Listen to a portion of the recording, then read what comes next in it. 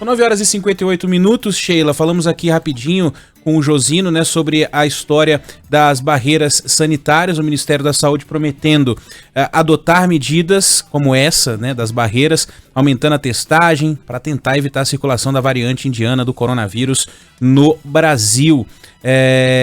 Nesse final de semana, a Prefeitura de São Paulo se reuniu com o ministro da Saúde, o Marcelo Queiroga, para tratar de ações como essa. Nosso colunista, o Álvaro Furtado, já disse que é praticamente impossível, né, você impedir que uma variante chegue ao país, mas esse tipo de medida é necessário de qualquer forma para tentar atenuar, amenizar a situação, já que se trata, segundo os primeiros estudos, de sim uma variante de maior transmissibilidade. Então, para saber como é que vai ser o desenrolar dessas medidas, como foi esse encontro, a gente tem contato agora com o secretário municipal de saúde, Edson Aparecido. Secretário, muito bom dia, obrigado mais uma vez por atender a Band News FM. O que será feito em São Paulo para tentar conter a entrada dessa variante indiana, considerada mais transmissível, mais resistente também, secretário? Bom dia, Ivan, bom dia, Sheila. Nós fizemos uma reunião no último sábado, o ministro Marcelo Queiroga, os técnicos da Anvisa, a Prefeitura de São Paulo, a Vigilância Sanitária e também o prefeito Guti de Guarulhos, onde nós discutimos algumas sugestões e orientações que nós demos ao Ministério. Essas sugestões o ministro as classificou como de muita importância e que as transformaria em orientações nacionais, para que nós pudéssemos, num trabalho articulado, Ministério da Saúde, Secretaria Estadual de Saúde e prefeituras, um trabalho de triagem, de monitoramento, de isolamento e também um trabalho educativo com a população que vem desta região do Maranhão para outros locais do país e também para as pessoas que vêm da Argentina. O ministro esteve também no Maranhão no final de semana, no domingo, e neste momento as equipes de vigilância sanitária do município e do estado estão reunidas com a Anvisa, com a Polícia Rodoviária Federal, com a Artesp e com a PM, para que a gente possa definir os protocolos, a ação de logística, para que a gente possa fazer esse trabalho, Ivan, a partir de amanhã aqui em São Paulo. Os locais que nós vamos priorizar são os aeroportos de Cumbica, de Congonhas e Campo de Marte, o terminal rodoviário do Tietê, onde chegam 2 ônibus por semana dessa região, e também as rodovias Fernão Dias e a rodovia Dutra. Secretário, aliás, eu queria depois saber sobre ônibus, né? Porque tem muitas perguntas dos nossos ouvintes sobre os terminais rodoviários, mas então o senhor falou que as medidas entrariam em vigor já a partir de amanhã. Dá tempo de ter toda essa logística envolvida para começar com essas medidas já amanhã? E eu também queria saber se até o momento já há algum caso suspeito da variante indiana em São Paulo.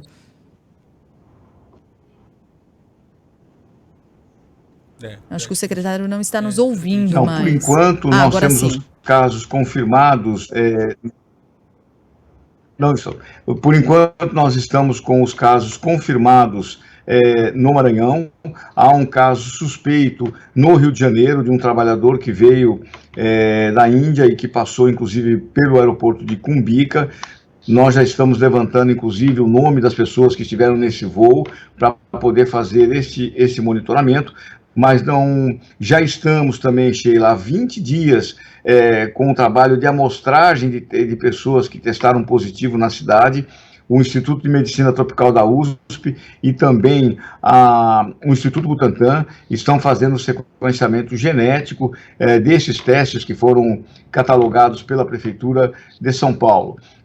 Esse esforço conjunto, a nossa ideia é pelo menos começar amanhã algumas dessas ações, porque quanto mais cedo nós iniciarmos, nós não tivemos essa articulação durante a circulação da chamada P1, a variante de Manaus, e, portanto, esse trabalho conjunto, Ministério, Secretaria Estadual e municípios, pode ajudar muito no trabalho de prevenção, de ações protetivas em relação a esta variante indiana.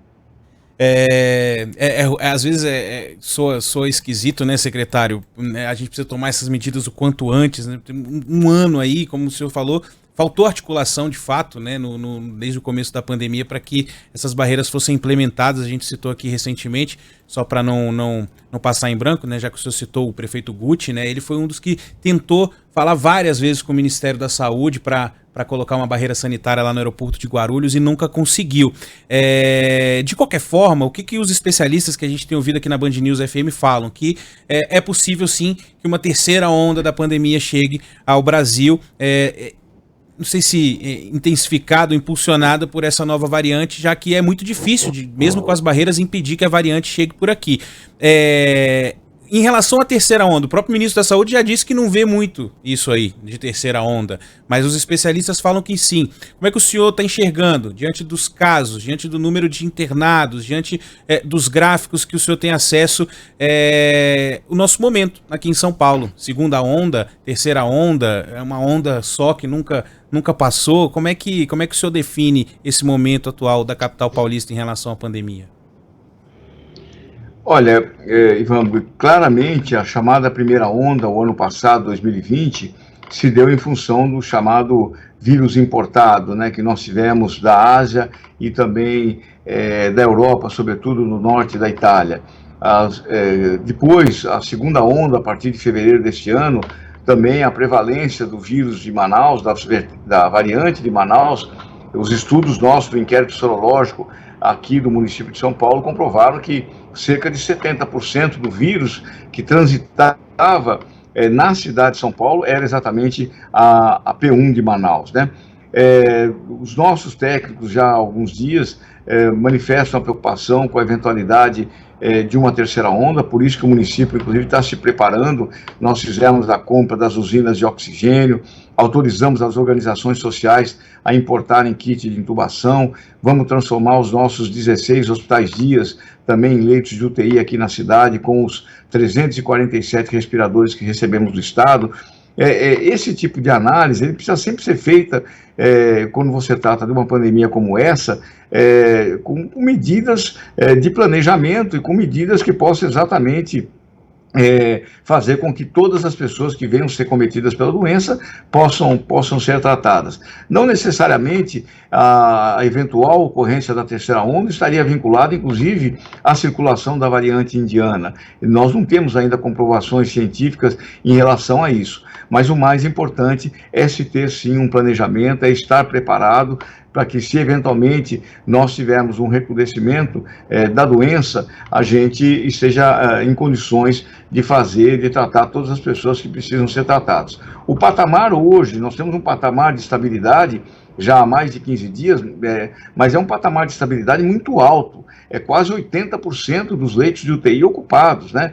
Quando a gente iniciou o enfrentamento da P1, em fevereiro, a gente tinha 50% dos leitos de UTI ocupados, por isso que nós precisamos ter todo o cuidado, analisar os cenários, né, a curva, a média móvel de casos nos 14 últimos dias, a média móvel de internações e de óbitos nos últimos 7 dias, para que a gente tenha um cenário muito, muito claro, né, de como está a pandemia nesse momento. Uhum.